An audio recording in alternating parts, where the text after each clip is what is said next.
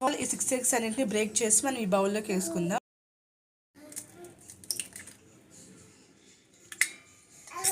వద్దులే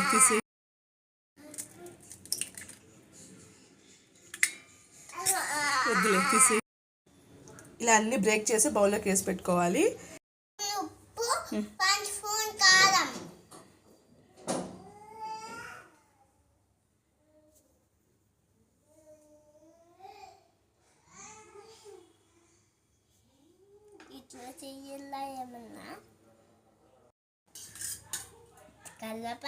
మిక్స్ చేసేద్దాం.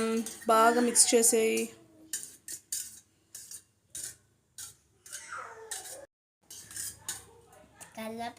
మిక్స్ చేసేద్దాం. బాగా మిక్స్ చేసేయి.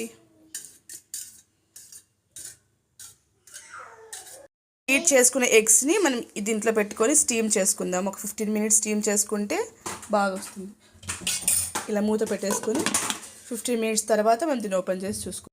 ఇలా బాగా స్టీమ్ అయిపోవాలి. నువ్వు చేస్తావా షెను పికిల్? నువ్వు చేయాలా పికిల్? నీకు ఇష్టమా? ఏం చేస్తున్నావు మరి నువ్వు? ఎగ్ పికిల్ చేస్తున్నావా?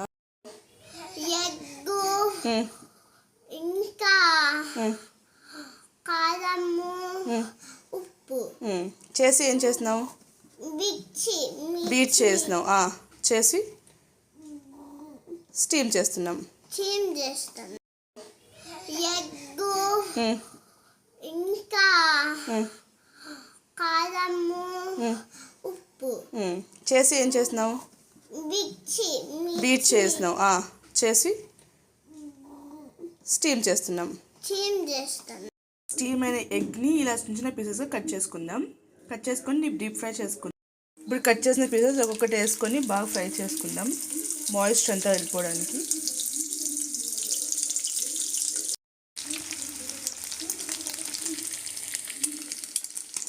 బాగా ఫ్రై అయిపోయినాక అల్లం పేస్ట్ వేసుకుందాము. అల్లం పేస్ట్ వేసుకొని కొంచెం బాగా పచ్చివాసన పోయే వరకు ఫ్రై చేసుకుందాం.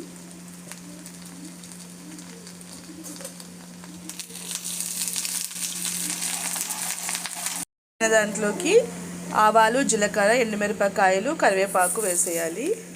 అవి బాగా ఇదైనాక బాగా ఫ్లేవర్ ఇస్తుంది.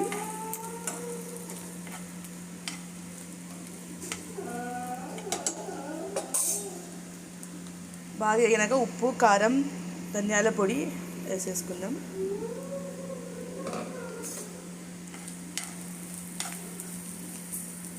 బాగా ఫ్రై చేసేసుకొని ఆపేసుకోవాలి. చల్లగా అయిపోయినాక లెమన్ జ్యూస్ పిండుకొని 8 కంటైనర్ స్టోర్ చేసుకుంటే 1 month వరకు బాగుంటుంది.